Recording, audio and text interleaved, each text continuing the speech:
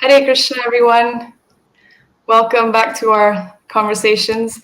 Today we have a very special guest with us, His Grace Vaisesika Prabhu.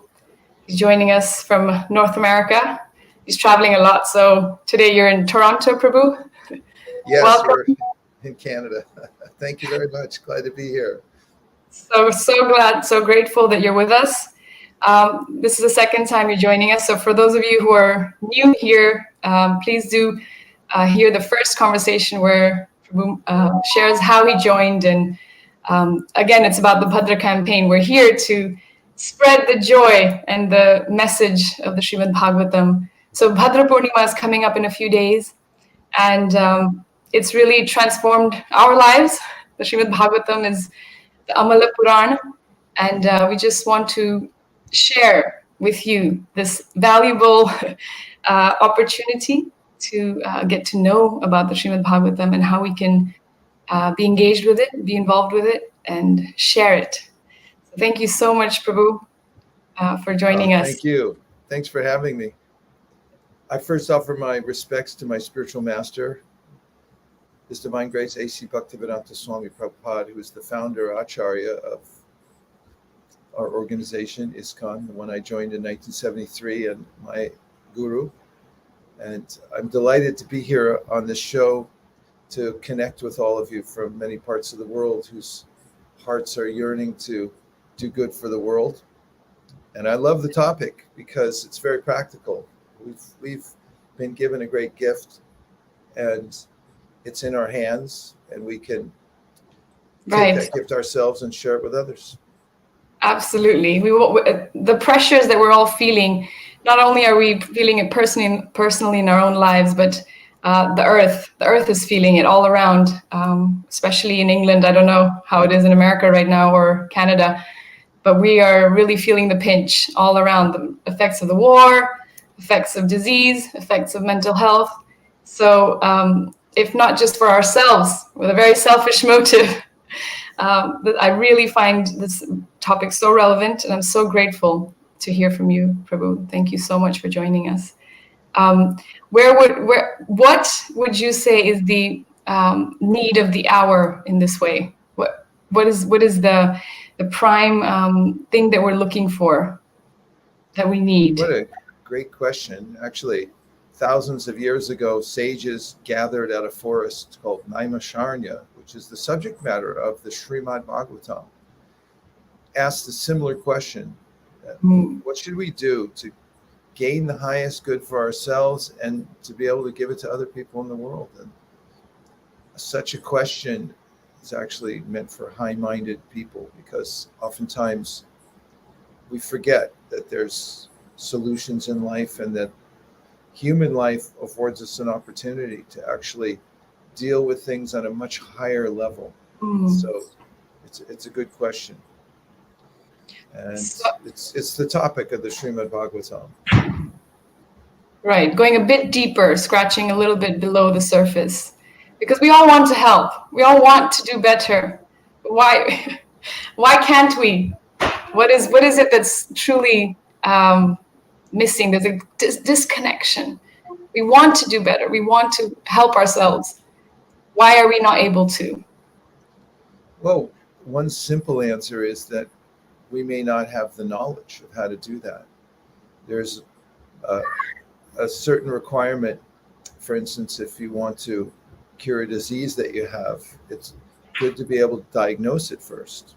And once you know what it is, and you know the possible cures, then you can really start to go after it. But if we just don't know what it is that's bothering us, which oftentimes is the case, we just feel a malaise, a general sense of uneasiness, and we don't know how to take care of it. There are world problems, as you already mentioned, problems, climate change and political strife. So diagnosing is really important. What is it? Where is it coming from? Is there a cause for all this suffering in the world and the kind of anxiety that I feel in my heart? Beautiful. I find that recently we went to watch a show in London, and by mistake we went into the wrong one. And it was all about, it was super blasphemous. It was very angry towards God, the concept of God.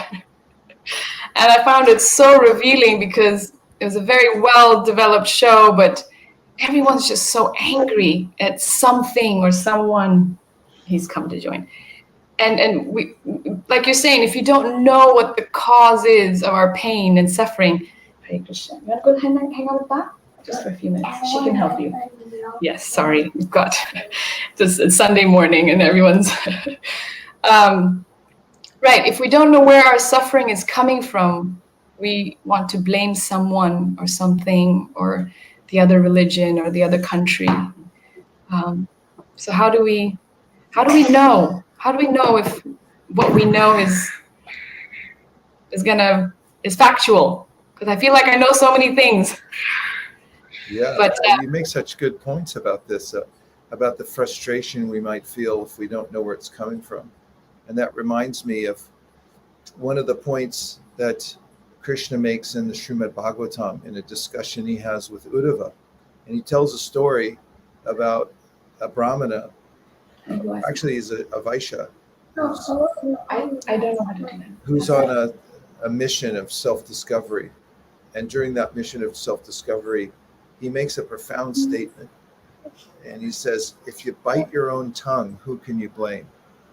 Right. And it's going to this point you're making about discovering the origin of our suffering and our anxiety. And the basis of all self-help, and I would say Srimad Bhagavatam is the ultimate self-help book, is to understand that we can be empowered to help ourselves. We can't blame other people. We have to start with ourselves and say, how do I adjust my own internal environment? Meaning our attitude, really. If I adjust my attitude, then my way of looking at the world will change and my interactions will change. So an attitude adjustment is something we can do as human beings. And this is really important. Turning it from just a general feeling of frustration and directing it towards all kinds of other entities and bringing it back to myself and saying, how can I adjust my internal state so that the world around me will change? Beautiful. Yeah, it's about shifting the power, isn't it? That the power is not out there. It's not in someone else's hands where my happiness is going to come from. It's taking a little bit of responsibility, like you're saying, the changing the attitude that I can be in control of my own inner environment and my own, I guess, outcome and experience of life. So how would someone go about that? Because it seems like it's a little scary. I don't want to take responsibility. Then I'm responsible for everything that I do. You call him. Yeah, well, we have to understand our own limitations also. All you can do is all you can do. And starting with where you are right now is always the solution. We can't do more than we're capable of. So that's helpful to know. And it's also helpful to know what Krishna says in the Bhagavad Gita. And that is that even if you do a little bit in the right direction, it's very powerful. And so we can start where we are now, the way we are now, who we are. We don't have to become someone else because all those positions are taken. We just have to be ourselves and start with what we can do today. And there are ways to move forward on the spiritual path. Little adjustments you can make in your life, which will definitely have a systemic effect on us, even if you do it a little bit. I can discuss some of those things that are mentioned in the Srimad Bhagavatam. Just give me 1 minute. He's having a bit of a meltdown. Just give me, I'm so sorry. Just I one can understand meltdowns. Those are... we all have them. I heard a beautiful point recently that at least we've figured out how to manage them. But there, 1 second. Adi's giving you a hard time. Okay. Sure, no problem.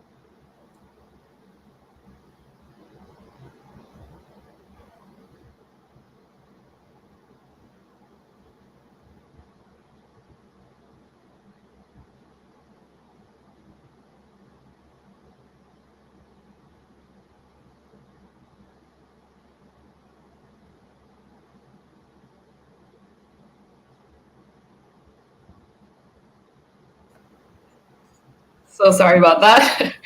No problem. Yes, meltdowns.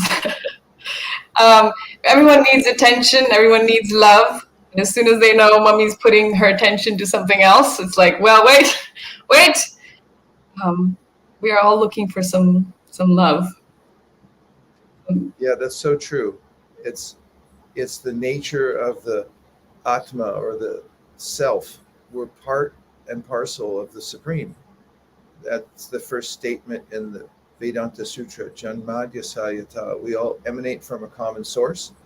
And that common source, Teni Brahma Hridaya Adikavi Muhyanti Yatsuraya, it's conscious.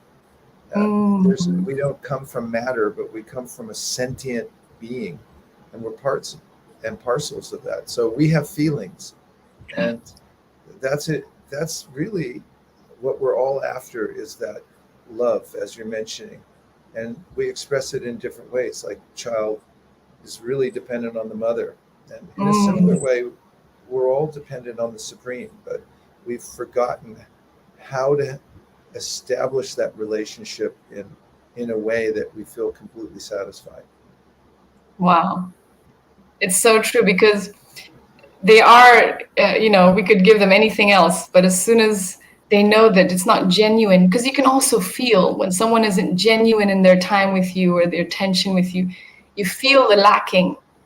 So because you're saying we're all eternal spirit sparks, if there's anything less than that trying to connect with us, we still feel a sense of lacking. And only Krishna, the Supreme Spirit, seems to fill that void, because he's capable. He's not going to falter. He's not going to let us down. He's perfect. Whereas I'm limited. There's only so much I can give to them, and you can see it, because we're looking for something much, much deeper. Thank you for that. Going back to what we were discussing before that we are limited. You were saying that we can only change what we can. We can only change what we can. So are we doomed to our abilities? How do I connect with something greater and the Supreme, and yeah? Definitely, we're not doomed. There's definitely light, and we can take that into our lives very easily. This is really the topic of the Srimad Bhagavatam. Of course, this was written down 5,000 years ago. It was a topic of conversation that took place between Shukadeva Goswami and Maharishi Parikshit. And if anyone should have felt doomed, it's Maharishi Parikshit, because in the context of the story of the Srimad Bhagavatam, he's a great king. He's a Raja Rishi, which means he's not just a king, but he's also a Rishi, or someone who's controlled his senses. And uncharacteristically, he lost control of his senses by the arrangement of the Supreme, and was cursed by a sage. And he had 7 days to live. But he didn't feel doomed. He actually felt optimistic, which is really an interesting part of the story, that he was cursed, but he's then felt like he was free, because life is so overwhelming and we're not sure of its parameters sometimes. But if it gets narrowed down to, you have 7 days to live, what are you going to do with it now? And that's the topic of the Srimad Bhagavatam. What are we supposed to do with the time that we have while we're here? And that is parsed out throughout the whole Srimad Bhagavatam to help us in our daily lives. Because if you think about it, we're really in the same position as Parikshit. He had 7 days to live, and we also have Monday, Tuesday, Wednesday, Thursday, Friday, Saturday, and Sunday. It's 7 days to live. And we don't know which of those days we're going to be asked to vacate this little apartment we're in right now, called the body. So it's relevant to us to find out what the answers are that Shukadeva Goswami gives to Parikshit about what to do now that we have a little time. What to do now? What to do? Yeah, well, that's the question, and that comes up in the Srimad Bhagavatam, which is described as Bhava Ashauti.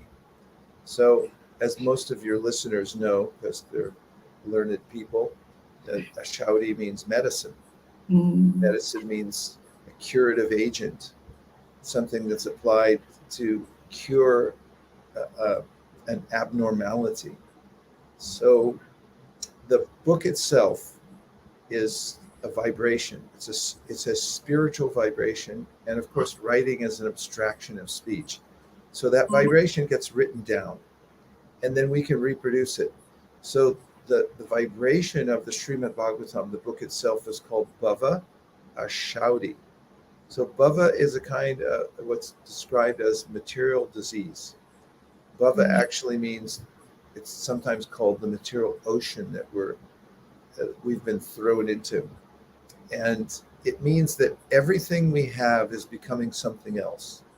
That's an interesting word. It just means that everything we try to hold on to, including this body, it changes right before our eyes. Wow. And we can't hold it. So we want permanency. We want to be situated somewhere that's stable, but we can't. So whatever beautiful house we have, whatever family we're in, whatever nation, whatever sports team, it always changes. This is bhava. And the ultimate change we call death. So this is the disease, Srimad Bhagavatam says. Recognize it. So there's medicine, Bhava Ashauti. So that's the name of Srimad Bhagavatam's products. It's, here's your medicine. If you take this, you can overcome this disease that causes us to suffer because of all the changes in this world. Wow. So, like earlier, we were talking about recognizing at least that it's a disease, because many of us were enjoying in the hospital in one sense. We're having a great time. Yeah. Where it doesn't seem so immediate, but like you're saying, it can be a blessing in disguise to recognize that actually Parikshit Maharaj only had 7 days. So without sounding ominous that I'm going to die tomorrow, or how to actually bring it into our lives in a joyful way, that actually it's not that I've been cursed, and I'm, because one part of me thinks, how do I want to tell this to my children? I don't want to tell them they're going to die tomorrow and therefore they need to take this seriously. I want to allow them to express their joy, experience a joyful life, even though it's bhava, it's changing, because they are enjoying it. They don't realize that there's a higher joy and it's going to end.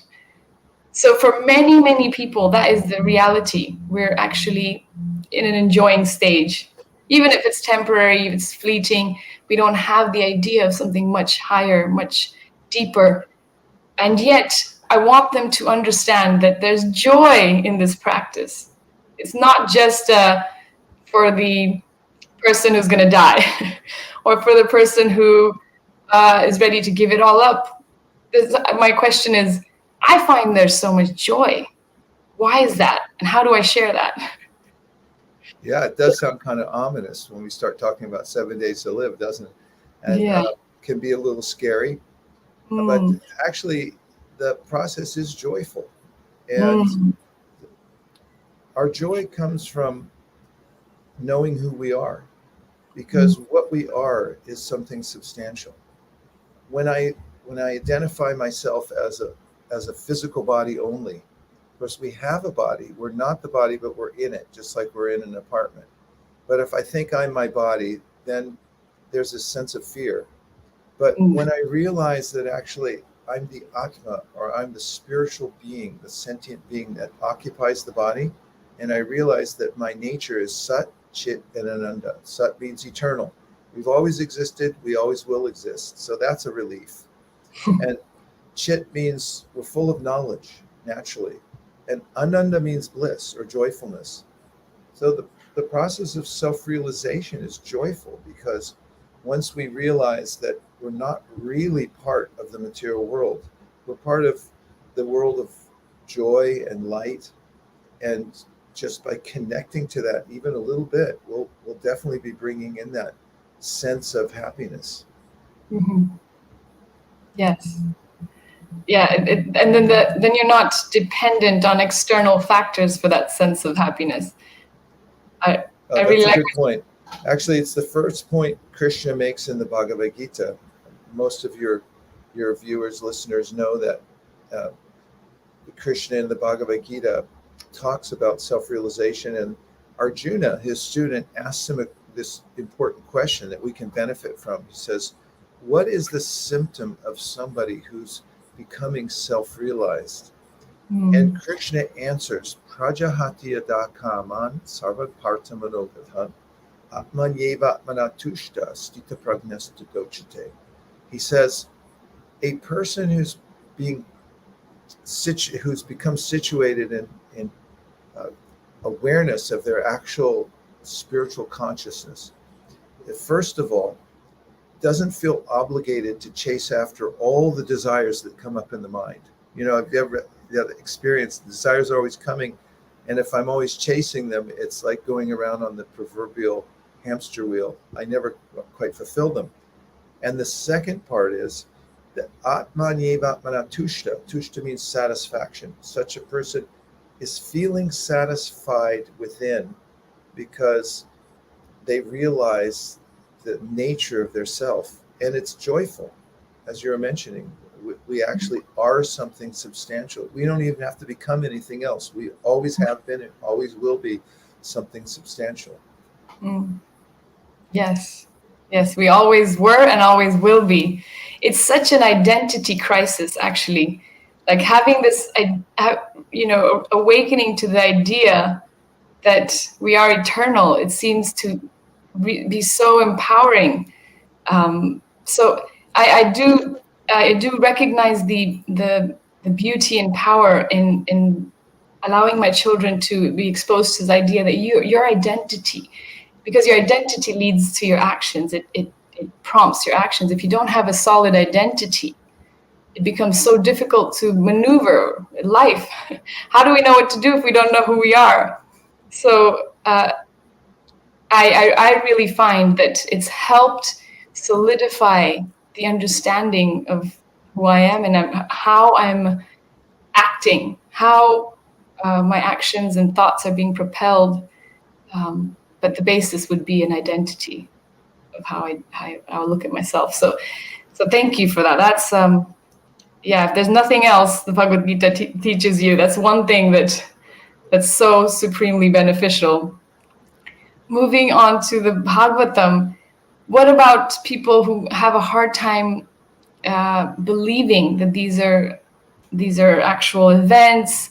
Is there a way to get the lessons without being bogged down by that fear that what if this is just someone's mental concoction?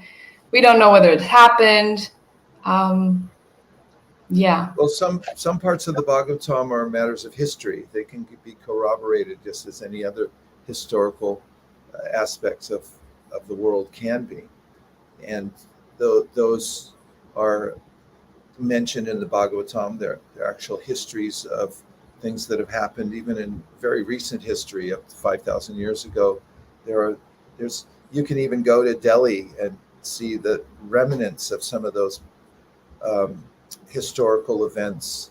Yes. The Red Fort, and you can see that even from 200 years ago, a culture that was very different from what we have now. So those are some aspects that are undisputed in the Srimad Bhagavatam, historical facts of dynasties that existed that can be traced back. So that's not in dispute. And then there are allegorical points in the Srimad Bhagavatam, and those are obviously designated as well. They're didactic. They're meant to teach us a lesson. For instance, in Narada's teachings to a king, the king he has an ego. So you don't want to just walk in and tell the king, hey, listen, your life is really in need of repair. Because kings feel like, wait a minute, I tell you, you don't tell me. So Narada's being careful, and he tells what's obviously an allegorical story, but it doesn't mean that we can't learn from it. So he tells this king named King Prajinabarishat. He tells him a story about another king who's a fictitious character named Puranjana. And Puranjana means the soul who lives in the body. And Narada makes this elaborate allegorical story about this other person apparently. But at the end, the king goes, hey, wait a minute, you're talking about me, right? So there are various teaching techniques in the Srimad Bhagavatam, and if we recognize those various techniques for what they are, we won't have this general sense that what is this? We'll see that this is actually a brilliant teaching method to bring us up to clear knowledge about ourselves and what to do with our lives. Wow. Absolutely, yeah. So even if worst case scenario, you find it hard to wrap around, your brain around all the numbers and an era which is so far removed from our reality, the lesson itself, like you were saying earlier, the vibration is undeniable. The vibration of the Srimad Bhagavatam, and that I can really attest to, because my brain is a little skeptical and critical, but if you just read through it and you get to the gist of it, that spiritual vibration can transform us without having to, do all the mental jugglery necessarily. Oh, I like how you put that. It's a direct experience. And I've had that experience with the Srimad Bhagavatam myself. Every Kartik, around October, November, I go off to a retreat center in India, and I spend 5 hours a day hearing and reading the Srimad Bhagavatam with a group of other enthusiasts. And my experience has been that by hearing the Srimad Bhagavatam, it helps me to unravel some of the psychological knots that are in my mind. And it's very expert at doing that, because the Bhagavatam has a higher perspective, and it kind of shows us who we are and the kinds of conundrums we get into because of our psychological conditions. And then it helps us to deal with those in a very practical way. So as you were saying, the taste of the proof of the pudding, as they say in England, is in the tasting. Yes. You try it, you taste it, and you'll see for yourself, like, wow, I see the world in a different way. I feel improved by this. Wow. So the title of today's topic, Save Earth Now, Save Ourselves. I really, if you could just expand on that, because I feel like you were explaining, it psychologically can transform us in a way that only we would be inspired to make the change. Because sometimes we hear it from external sources that we've got this problem, that problem, this is what we should do. I should eat healthy. I should, lessen my anger and lower my cholesterol. But actually, unless I feel it deep within my soul as such, I won't make that change. And I can also say that through reading Srimad Bhagavatam, I don't know how, but it gives you the power, it gives you the strength, the intelligence to want to do it and to be able to make that change. So that was really wonderful. How would you connect that to saving ourselves and saving the earth? Well, you make good points. We have to see it for ourselves. What's in it for me? And to save the world, we have to also save ourselves. And I have a friend who was a paramedic for 20 years. And he told me that when he went to paramedic school, the first day, they taught him the most important principle, and that is that a dead paramedic can't save others. So you have to save yourself first. Yes. And so if we're feeling benefited by a medicine, then we're obviously going to recommend it to others. And the theme, Save Earth Now, actually is a kind of a branding exercise, because one of my projects is to work with a team to help get the message of Srimad Bhagavatam out to many countries around the world. We're printing the Srimad Bhagavatam in many languages. It's in Mandarin, it's in Spanish, it's in Italian, it's in obviously English. We have it in all the various Indian languages and so forth. And so we come up with this banner every year. And this year, we especially, as we're moving towards our target date, which is September 10th, Bhadra Purnima, upon which we have a goal to distribute at least 43,000 full sets of Srimad Bhagavatams all over the world. We came up with this moniker, Save Earth Now, because everyone I talk to feels that the Earth needs a little saving right now. It's not like, oh no, you're just hand wringing, but people really do feel the pinch now. And the term Save Earth Now was used when my spiritual master first started his campaign back in 1965, and it was in a newspaper called The Village Voice in New York City, where he first started teaching about spiritual knowledge. And somebody put that in there to talk about what he was doing. So I thought it was a good time to revive it in conjunction with this worldwide campaign that we have on every continent of the world to propagate the Srimad Bhagavatam and make sets available to everybody for their homes and their offices and so forth. Right.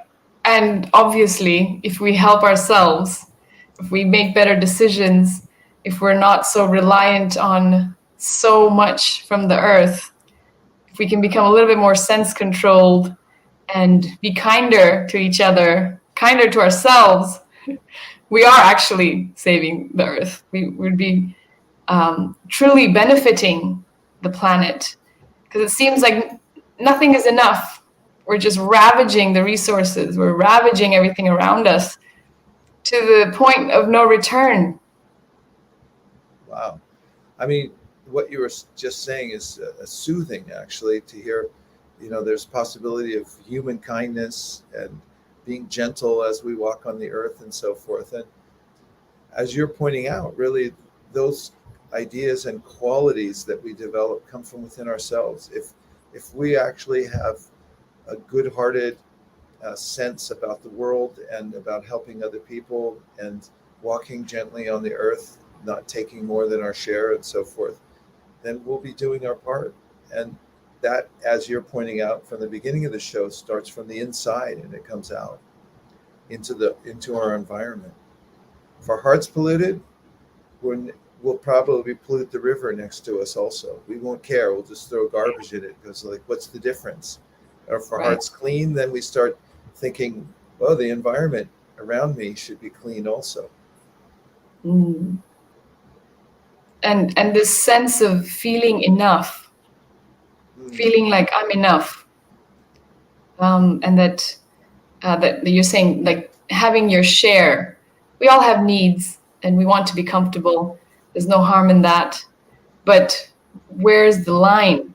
Like you were saying, life is, it's complex, but knowing the boundaries is really important. You were saying earlier, and I think it's that's such a deep point, because we don't actually know our boundaries. And the feeling is that if I just get more things, if I just have more money, I will be happier. So how do we know when enough is enough? Or how do we cultivate that feeling? Obviously, we talked about identity, spiritual identity. Theoretically, we know we are Satchidananda, but in practice, how can we practice that? Well, here's some practical advice. Never shop when you're hungry. Yeah. So, you hear this, but if you've ever found yourself in a store, food store, loading up your cart when you're starving, hungry, so hungry, and you just buy too much. And so the Bhagavatam points out that if you take a little time to deal with your internal environment and feel what we naturally feel when we realize our spiritual identity within, which is not so hard. We just have to look at it. So I'm always externally focused. And if I do that, then I don't feel like I have to grab everything off the shelf in life. Things, I feel that satisfaction within. It's like, I'm okay. I don't have to just without restriction grab everything. So it is important for us to find that center in ourselves and that sense of satisfaction that I'm okay and I'm in the moment right now. I'm fine. And there's a sense of joy that you pointed to earlier, that that has to do with us remembering who we are, actually. Mm. And that real happiness doesn't come from just consuming. Wonderful. So the Bhagavatam, if let's say we know this much. Let's say I know this much. Why do I then need a Bhagavatam? I feel like I kind of get the gist. I'm a spiritual person. I don't do any harm to anyone. Why do I need this book? It's like so long and it takes up, I don't have any time. I get it, but really I'm okay. Yeah. Well, the way I feel about the Srimad Bhagavatam is it's a friend. And every morning I take a little time to sit in my favorite chair and open my Bhagavatam, and I'll read a few pages. And when I do, I feel like a friend's talking to me, somebody who actually understands me, knows what I'm going through. You know, we all need somebody we can relate to. And it's uncanny. Every time I open that book and I read a little portion of it, I feel like somebody's empathizing with my situation and also giving me sound advice. Yes. So who doesn't need a little, a little bit of encouragement or a friend in their corner in the process of life? So that's more, the Bhagavatam's more like that. It's more of a friend talking to us. And it's very interesting. All this, the various aspects of philosophy, it piques the intellect. The kind of philosophy that's in the Srimad Bhagavatam, when we contemplate it, we actually feel a kind of satisfaction because it entertains us at a much higher level than just mindlessly watching something on TikTok. It's like, here's 10 seconds of a cat, walking across the table or something like that. That's kind of a distraction, but when you actually contemplate some philosophical points, then you use your human power, actually, and you feel like, wow, I'm using more of my potential, and that gives you a kind of satisfaction. And there are many different aspects to Bhagavatam that people are surprised when they read it, and they say, well, I didn't know it had all these things in it. There's scientific points about the way that the universe is made up, what are the various elements, and how are the planets configured. It talks about the embryo within the womb and the development, and all of these things can be scientifically corroborated with modern science. And so you'll find many things in the Srimad Bhagavatam that they're not just stories, they're not just some kind of intense philosophical points, and it's definitely not just about renunciation, give up the world and forget happiness. No, it's actually the opposite. It's pointing us towards our real satisfaction in life. Wow. I really, really like the point about your best friend, someone that's on your side and is always there for you. It's like a form of Krishna. He's in your heart, but this you have access to any moment. Well, that's priceless. It doesn't get any better than that. So if you don't have a Srimad Bhagavatam at home, it's really, really about time that we invited Krishna in this form at home, so that we can, like Prabhu was saying, you can just any time of the day open it up and have this reciprocal relationship, where so many devotees describe that they open the book and immediately the answer is just out of thousands of shlokas, the answer is there. Krishna manifests himself in this wonderful way. And also about friendship, the older I get, I realize friendships are so rare. They transform in such a way, and then you change and people change and you start losing friends. Or the satisfaction, the deep feeling of being cared for, or without any ulterior motive, without any biases. Having that friend is so rare. So thank you for. Yeah, I love what you're saying about friendship, and going back to that, and somebody who really understands you, who gets you, and that I always feel in the Srimad Bhagavatam, that I can be myself here, because Mm. no more pretense. I don't have to pretend to be something I'm not. I can be who I am, because the Bhagavatam knows me. And it is pointed out in the Bhagavatam itself and many other of the famous shastras of the world, like the Kurma Purana, that the Srimad Bhagavatam is known to be like a literary incarnation of the Supreme, who's appeared to speak to us in these ways, commonsensical ways and compassionate ways, to help us in this very confusing age, especially in this present age now called Kali. There's a lot of confusion about the purpose of life and philosophical differences and so forth. The Srimad Bhagavatam takes a very non-sectarian approach. It's not a religious literature. In fact, it starts off by saying this book rejects all sectarianism. It talks about what's common to all of us, and that is that we're spiritual beings, and that our real need is to be connected to our source. And when we feel connected to our source through the selfless service, then we actually feel happy. And we all know this. It's when it goes in the ears, we say that's true, but how to do it? Well, that's in the details of Srimad Bhagavatam, how to be situated in that very natural, happy state of selfless service to the Supreme. Wow. Yeah. I wanted to bring up another point, because you were saying, oh, it's good to have it in your home. When I was a child, in my home and everybody's home that I knew, there was an Encyclopedia Britannica. Yeah.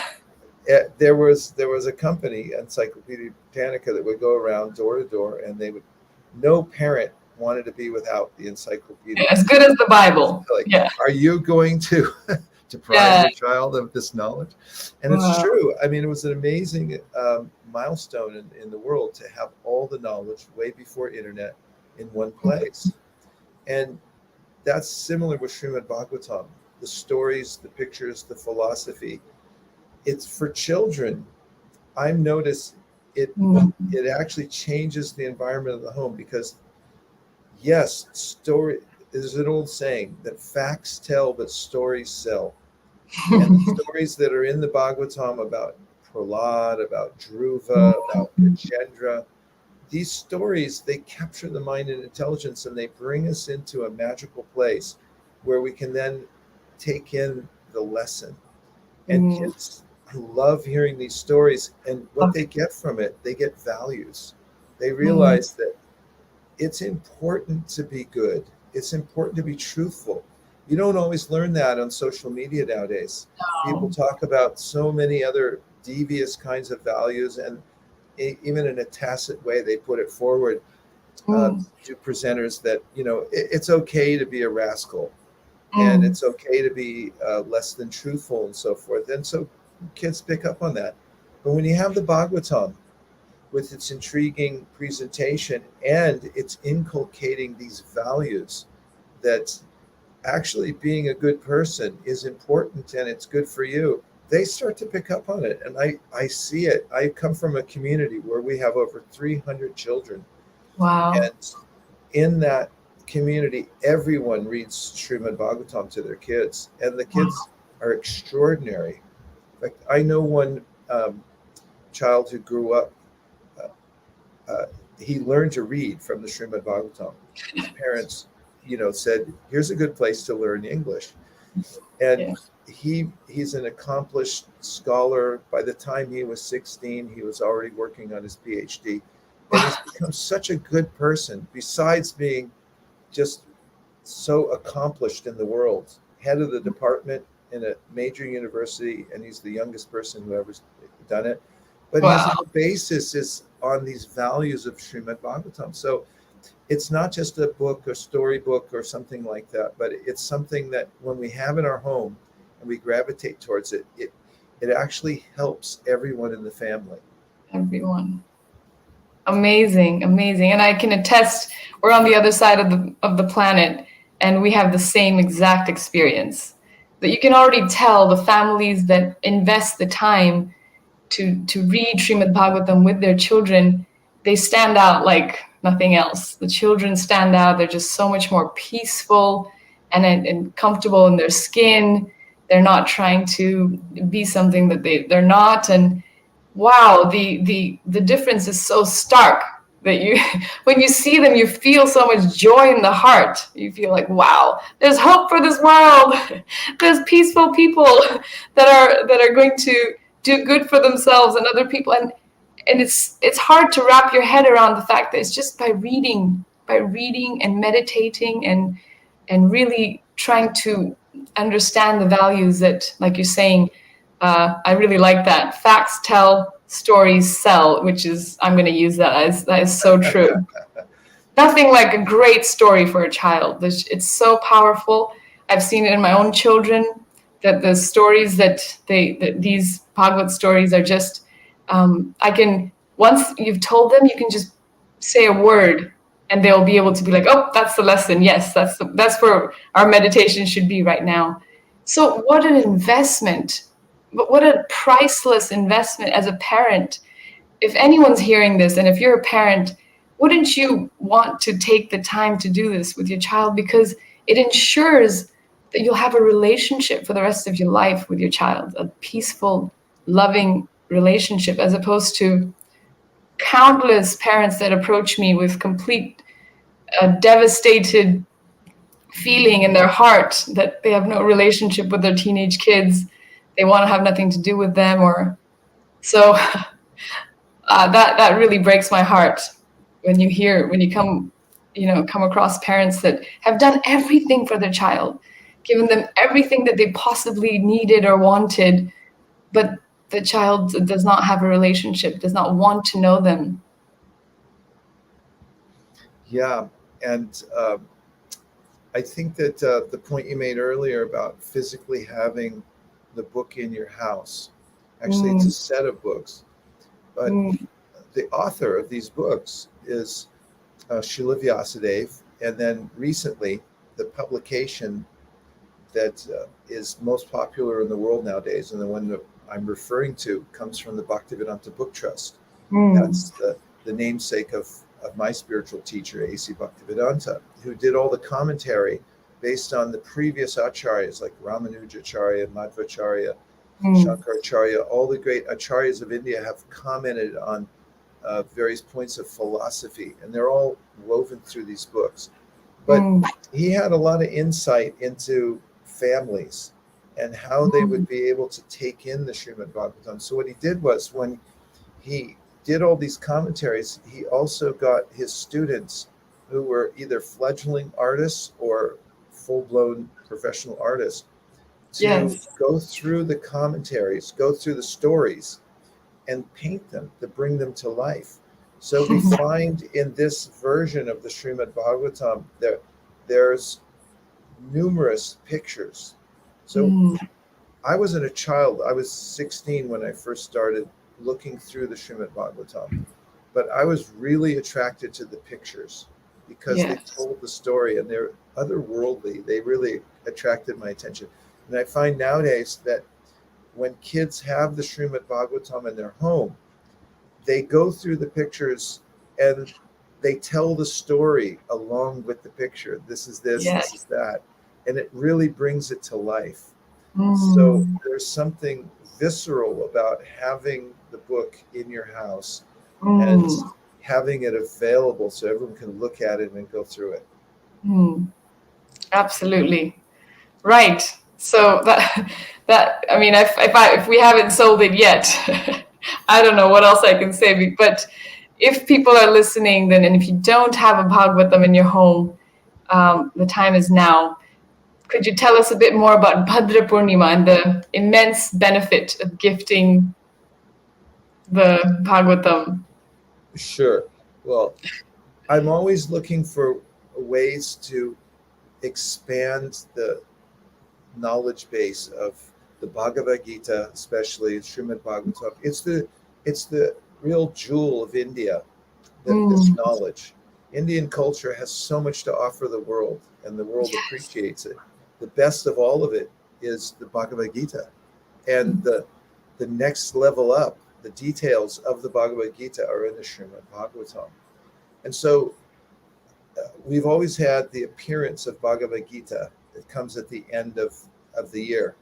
And it's been a focal point of the campaigns that I've been part of to make Bhagavad Gita popular in all the different countries around the world in many different languages. And then recently in the last 5 years, I discovered on the calendar, there's this event called Bhadra Purnima. It's the full moon night in the month of Bhadra. And what I found was in the Srimad Bhagavatam itself, there's a statement, a shloka that says, if on Bhadra Purnima, you give away a set of Srimad Bhagavatams as a gift to somebody else, as a return gift, you get to go back to the supreme destination. Now, that sounds like a really good deal. Good invitation. Yes, a good deal. So we made that a point in time to give people, to remind people of the value of Srimad Bhagavatam, and then say, hey, if you're going to give somebody a gift, give them the gift of knowledge. And do it on Bhadra Purnima, because it's in the Bhagavatam itself that you get such great benefit. So on this day, Bhadra Purnima, people all over the world are gifting Srimad Bhagavatams for others. You give one to somebody else, they'll give one to you. And, what's better than that? Absolutely. Wow, I did not know about that journey to the Bhadra campaign. That's really profound. So for anyone who doesn't know, anywhere you go in an ISKCON temple, you'll be able to gain access to a Bhagavatam set. But specifically, if we can, build this momentum, find all the near and dear ones that you're able to give something to, and do it on this special occasion to get to this once in a lifetime offer. Don't have to do much else. It'll only cost you like a couple hundred or less than that. And the power, the benefit is immense. Yeah, we have some places that you can get in contact. I think you have some of the links you can put up. Yes. There they are scrolling across the screen. We have a team, a worldwide team. We're on every continent of the globe except for Antarctica. We're talking to the penguins over there, trying to get them involved. But we have we're working around the clock now because we're trying to reach our goal of at least distributing 43,000 sets, which is a 23% increase over last year, where we distributed 35,000 sets worldwide. And we're working on getting to 100,000 sets a year by 2026. That's why the 23% increase. So if you contact us through this URL, there are people standing by 24 hours a day to get you into the system. You can find out more about Bhadra. You don't have to call up and order a set or get one for yourself. You can just find out more about it, how you can get involved, because this is the way to help the world, really, is to give the panacea. What's the medicine that actually helps the world? It's what helps people from within their own hearts and their own families. And when we do that, then we're doing the best we can for ourselves and for the world. Beautiful. Yeah, I mean, we can't stress enough the beauty and the joy in actually starting to read with your children. Like we said, beyond just the educational and getting a PhD at the age of 16, but inviting Krishna in this way into your home, making him your best friend, making him available at any moment, night or day. That's the best gift we could give ourselves and the planet. Save Earth now by spiritual solutions to modern day problems. If you wanted to add just the last bit on that. Yeah, all solutions and to big problems happen one step at a time. And as you mentioned earlier, we don't want to get overwhelmed and feel like, oh, this is too far out of reach. But there are things that we can do in our lives to make adjustments where we'll actually feel the difference. And you also mentioned there can be a kind of skepticism. It's like I've heard so many points about philosophy, and there's so many self-help things, and they didn't really help me. So many diets, and I gained weight again. But Srimad Bhagavatam really does work. It really is Yes, it something does. that changes the heart. So, Yes. try it. And just having the book in your home is it's vastu. There's science. Every object has an effect on our lives. Whatever we keep in our house, and if you notice what's on your shelves, what kind of energy is it emitting into your house? What does the television put out into your house? What kind of content is going into your heart? Content leads to your level of contentment. It's the same word, content, content. And when you put Srimad Bhagavatam in your home and it emanates, even if you don't have time to read it every day, you're reminded that actually there's spiritual substance in the world that's calling to me. So the other last point is I'd like to make is that we give gifts all the time, and people just re-gift them, or they say like why they even bother. It's we try the best we can. Sometimes it's hard to think of a gift. It's like what do I give this person? Yes. For weddings, for graduations, I find giving the Srimad Bhagavatam, people, they thank me for years and years afterwards. They say, wow, I never would have got one of these for myself, but you really changed our lives by giving this gift, or you changed our child's life by giving one for his or her graduation and wedding gifts. It's the first thing people, newlyweds, want to put in their house is something spiritual. Just don't walk in and put a TV in there. Please don't do that. Put a Srimad Bhagavatam in your brand new house or your brand new office when you first open it up, and start off with putting the deity in there and the sound vibration that's really going to help you. Wonderful. Wonderful. And lastly, there's an app that Prabhu has built, or at least put out there for us, so that we can, for those of us struggling with the idea of reading 18,000 verses, is it called Become a Sage Page by Page? Be a Sage Page by Page. Be a Sage. It helps you to conceptualize how you can actually go through large volumes like Bhagavad Gita. It seems like it's a big book. I don't have time to read it. Well, guess what? The pages are very thin, but if you just read a few pages a day, you're going to finish within a set amount of time. Yes. And you know that, and you can use my app to figure out, okay, I want to read the Bhagavatam in 5 years, and all you have to read is 8 pages a day. And if you want to do it in 10 years, you'll know that, and it'll give you a goal to work on. And it'll be the best 5-year plan you can have. The best 5-year plan you can have. That's right. I agree. So for any parents, one last push that I have 4 children and I live in the West. It's not like I have help around the clock, but reading Bhagavatam with the children is the highlight of our day. It's absolutely worth the time and effort that it will take you. It might be difficult in the beginning, but just persevere through it. And within a few weeks, you'll be able to see the transformation in your children, in your own lives.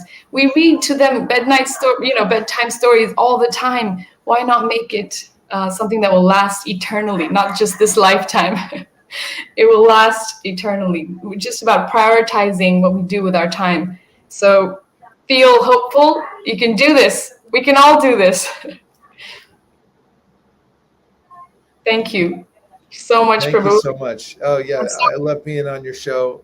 Your audience is amazing. Thanks for all you're doing. And I love how your kids come in during the show. You're very real. And, I think that's why so many people relate to you. It's like they can see you're living life and applying the principles in a real life. It's not theoretical. And you're doing it out of the goodness of your heart, not for some kind of, just to be famous or something like that. So we all appreciate you. And thank you very much for all you're doing. And thanks for your audience for supporting you. Thank you so much, Prabhu. I'm totally indebted, and I'm so humbled that you're here. And we can't wait to have you back. Thanks a lot. I'll be counting the days. Oh, Krishna. Haribol. Thank you, everyone. Okay, Please Haribol, share everybody. this. Thank you very much. Please share this with all your friends and family, and make sure everyone that you love has a Srimad Bhagavatam in their home. Jai Srila Prabhupada. Thank you. Thank you.